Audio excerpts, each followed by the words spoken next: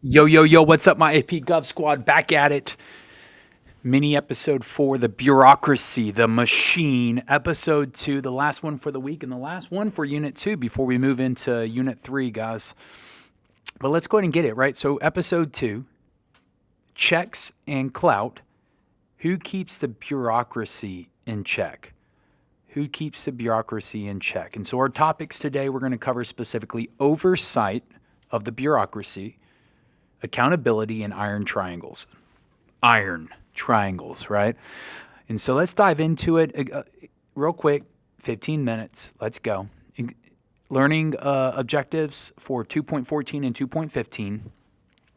Explain how Congress and the president and the courts, president, Congress, can hold the bureaucracy, the doers, right, accountable for its power and its actions, and also explain how the bureaucracy, together with Congress and interest groups, function to create and implement policy through iron triangles and issue networks. So let's get into it, guys. Yesterday, we crawled inside the machine. Today, we meet the mechanics, the ones with the wrenches, right? Every gear hums until someone turns the wrong bolt. That's when the mechanics arrive. Congress, the courts, and the president, each armed with a different wrench, they argue, they tinker, sometimes they fix things. Sometimes they strip the threads and they make it worse. Power doesn't just run the machine, power maintains it. So welcome back to Locked On AP Gov, guys. Today's episode, checks and clout. Who keeps the bureaucracy in check? And let's fast forward, guys. It is 2025. President Trump has returned to the White House, to Washington, D.C., promising to drain the swamp, drain the bureaucracy 2.0, right? Sounds like his first time in office. Now he's in it a second time, wanting to do the same thing. And what followed was full-scale stress test, a full-scale stress test of American oversight. And everyone grabbed a wrench to see if they could fix it and tune this machine. And today, guys, we're in this episode, we're going to talk about Elon Musk a little bit and Doge, and why President Trump brought him on as a special government worker here to try and make government more efficient, specifically the bureaucracy, right? So let's look at it. Segment 1, the accountability playbook. The bureaucracy is massive, right? Back to it. Massive. Massive. Over 2 million workers, civil servants, work in this bureaucracy here underneath the president. And so let's think about it again, right? Congress writes the law. Congress creates an act, which then creates an agency, a commission, an administration of some kind. It then is on who signs it, the president, to enforce it and to make this bureaucratic system go. Right, the hands and feet, the fingers and toes. Those are your 2.1 to 2.9 million civil servants who work underneath the president here, President Trump, through administrative agencies and commissions and administrations, right? So and let's get into it, guys. Hundreds of agencies exist here underneath the president. A budget larger than most nations' economies. Some would say the system's bloated. We're not here to really discuss whether it's bloated or not, right? Whether Elon Musk had a point or not. But it does cost quite a bit to make these 2.1 to 2.9 million civil servants go, right? And so who keeps it from drifting off course? Congress does. The president does. And the courts do as well. And every interest group or faction with a lobbyist badge tries to do it too. So oversight isn't a spectator sport, guys. It's a contact sport with microphones. Committees, back to that committees, right, of Congress, they call agency heads to testify in front of Congress. You will come testify at this oversight hearing about what happened. They grill him on budgets and threaten to rewrite the very laws that empower them to act in the first place. Because remember, Congress writes the laws. All the bureaucratic agencies do, they do what is delegated to them. So remember, 2023 FAA, Federal Aviation Administration, hearing after the computer meltdown that grounded flights nationwide. Senators, if you don't remember that, you might want to go Google that real quick and check out what happened there in the FAA hearing, right? Senators didn't just demand apologies. They asked why the agency's software was older than the pilots flying those planes. Outdated IT, outdated tech, which is something Elon Musk and Doge wanted to correct. That's oversight, finding who's accountable when the machine stalls and doesn't hum the way it should. And oversight got even louder this year, guys. In January 2025, President Trump dismissed at least 17 inspectors general, replacing many with loyal appointees. And if we don't know what an inspectors general is, guys, double check that, dive into that for me. Quick Google search will clarify so much for you guys, right? Let's be some sticky researchers here and go acquire some knowledge, right? Inspectors generals are independent watchdogs inside agencies. They're checking to see what's going on, keeping oversight, essentially. Firing them by email, that's what happened. Fired 17 of them by email, jolted both Republicans and Democrats, and sparked hearings in the House Oversight Committee. Even the watchdogs needed watchdogs. Congress holds the purse strings, yes, and the subpoena power, but the president holds the steering wheel and can limit and can help direct through signing statements and other things through appointments, right? The bureaucracy. Segment 2, guys. Let's move on. The president's wrench. The president can't fire most bureaucrats. It's actually pretty hard to fire some of these, over 2 million bureaucrats, right? Civil servants. It's pretty hard. But they can reshape the machine from the top down through the Office of Management and Budget, the OMB. Every January, the OMB translates White House goals, the president's goals, into budget proposals. Money is the machine's language, after all, right? Without money, nothing hums. And then with this government shutdown currently in October, guys, we are seeing the effects of it without funding and appropriations. Appropriations meaning funding from Congress. And this year, it's being rewritten. So in January 2025, Trump created the Department of Government Efficiency, DOGE, D-O-G-E, to streamline federal operations and reduce corruption, fraud, and waste. Supporters call it modernization, right? Bringing good technology into an outdated system. Critics call it consolidation by design. Its mission, merging redundant IT systems and trimming down the bloated staff of the bureaucracy. It already changed how agencies request funding, and some are really upset about it, whereas others are very much for shrinking the bloated bureaucracy that we currently have in the federal government. And look, Elon Musk, whether you like him or hate him, or he is a billionaire, right, who has great influence in politics here. I don't disagree with creating a more efficient government system that's cheaper, and more effective ultimately, though, right? More effective, so that way the American people see the benefits from it, from our tax dollars. So we'll see where it goes from here, guys. Elon Musk is no longer working through that Doge system. He's no longer working with Trump since this summer, right? And we'll see where it goes from here. But at the same time, the Department of Health and Human Services, RFK Jr., the cabinet appointee and approved by the Senate, appointed by Trump, is the secretary here in charge, one of the 15 in charge of departments here, is undergoing a major reorganization that would merge divisions, and cut roughly 20,000 jobs.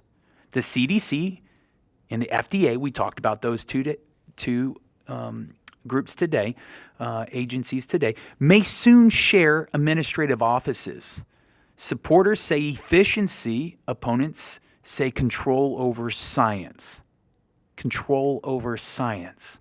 It's kind of what we were talking about today and yesterday about the studies on, hey, is there a correlation between Tylenol and any other issues while a mom or a mother is pregnant, right? So this is something here that the left is definitely going after RFK Jr.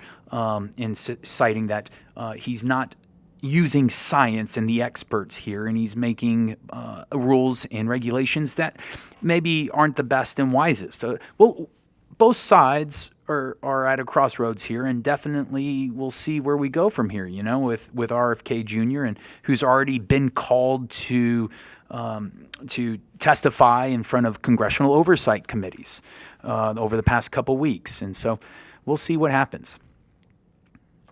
All right, let's keep going. Executive orders act like presidential patch notes for the code of government.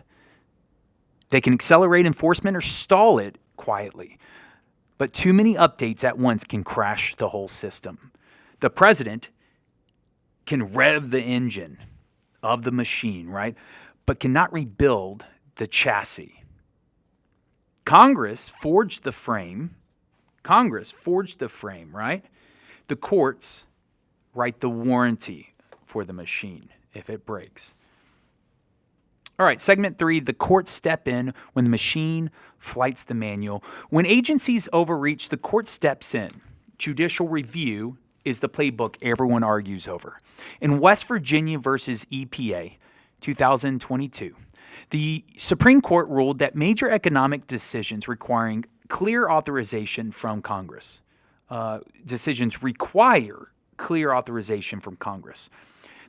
That decision birthed the major questions doctrine. Got to know this, major questions doctrine. Now the wrench that tightens every agency's discretion. Remember, discretion is agency choice when there are vague laws. It allows the agencies to make, through the rulemaking process, rules and regulations that help make laws more detailed, to help them implement it. Right? And so in 2025, courts are testing that again. The federal judge froze the Federal Trade Commission's proposed AI regulation rule, saying it likely exceeded delegated authority, delegated by Congress, the delegated power to the Federal Trade Commission through the law that was written. Another case challenges the Department of Education's plan to adjust student loan programs without explicit legislation. Every decision, or each decision, either loosens or locks the bolts holding bureaucratic power in place. The judiciary, the judicial system, isn't inside the machine. It's the warranty department. They don't build it. They decide if the warranty still applies. Segment 4, iron triangles and issue networks. Let's get into it, guys. Now we're going to hit topic 2.15, the last topic of Unit 2. Stay with me. How agencies, Congress, and interest groups connect through this iron triangle. Picture 3 corners of a triangle, an agency at top, a congressional committee at one corner, and an interest group at another. Each trades money, information, and support. That's an iron triangle. Iron. Example, the Department of Defense, which is now the Department of War. And the House Armed Service Committee. Yes, that's a standing committee, permanent committee in the House. And the defense contractors in America, right? They all work together in this iron triangle. Congress funds programs. They appropriate money, earmark money for programs. Contractors, defense contractors lobby for them. They hire lobbyists and they put pressure on these congressmen to actually put funds into these programs. And the Pentagon implements them. The Pentagon being the agency, so to speak, that is actually involved in this iron triangle. And around this steel triangle turns, guys. This iron triangle. But today, politics looks more like looks a lot more like a web, a spider web. These are called issue networks. Loose coalitions. Remember, coalitions are groups of like-minded individuals, right, and people, right? So think of them as think tanks, journalists, activists, citizen activists, and companies that swarm around one particular policy, one particular topic or interest. So take 2025's energy policy fight. So let's check this out. After the Trump administration withdrew from several clean energy grants, which he did, a coalition of governors throughout the state, solar firms, those who are running clean energy, green energy, and environmental groups formed an issue network, a web, to put pressure on Congress to restore funding. The EPA is the agency, the Environmental Protection Agency in the triangle. The Senate Energy Committee, which is a standing committee in the Senate Energy Committee, and the state lobbies, or lobbyist groups, right? The state lobbies, because they are a faction and interest group, states are, all tangled in a web of the same policy, guys. And mixed in and throughout is journalists, the media as well. And while those battles played out in hearings, guys, something more quiet happened. Something quietly happened online. Over 8,000 federal web pages and 3,000 data sets have been removed or modified since January 2025 this year, mostly in the public health area and environmental sections. The machine isn't just rewired. Some of its blueprints are disappearing. And there are people on the left worried about these disappearing web pages and data sets. And look, personally, guys, I don't like when I start to see things disappear, you know? Let's see where it's going here. And definitely if there's any wrongdoing, rule of law, we need to hold people accountable, okay? No matter what political party is or where your loyalties lie, the leaders must follow the law, not be above it. And if you break it, we should hold leaders accountable. And it's on us to put pressure in the right spots when the time's needed. Okay, so segment 5, guys, case study, the 2024 FEMA funding crisis. We're almost done. Hurricane Deborah, August 2024, billions in damage, thousands displaced. FEMA requested emergency funds, but Congress deadlocked during shutdown threats. The agency stretched its relief funds until the edge of collapse. So it used the last bit of relief funds that it already had appropriated to it. And it was on the edge of collapse. Governors of states and mayors of towns lobbied. Contractors and nonprofits formed temporary networks, a web, an issue network, to put pressure on appropriators in Congress to try and get money for FEMA, right? It was an iron triangle in motion, people trying to keep families housed while policy froze. That moment showed every check colliding at once. Congress holding the purse, the president commanding response, and the courts approving emergency orders. Accountability and urgency collided like storm surge and seawall. Segment 6, when checks become chains, oversight keeps democracy honest, but too much can lock the gears. Audits, subpoenas, and budget holds make agencies hesitant to move sometimes. During the 2025 October shutdown this month, inspectors generals warned of ballooning backlogs as investigations and hearings halted, national parks closed or closing, and like TSA, Transportation Security Agency, right? Agents worked without pay at the airport. Federal loan sets frozen, guys. And even watchdogs couldn't file reports because their funding was suspended. Accountability is meant to balance power, not paralyze it.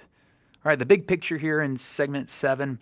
Every day, the machine hums because someone checks someone else.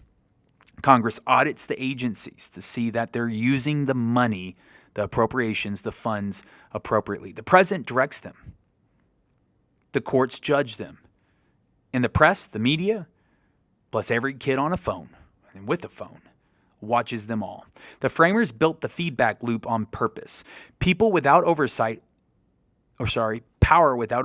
rots. Oversight without trust stalls. Shed light on something, and I promise you, the corruption will go away. In 2025, that loop is being tested. Inspectors generals dismissed, 17 of them, right, by email. Departments merged through Doge. Data deleted.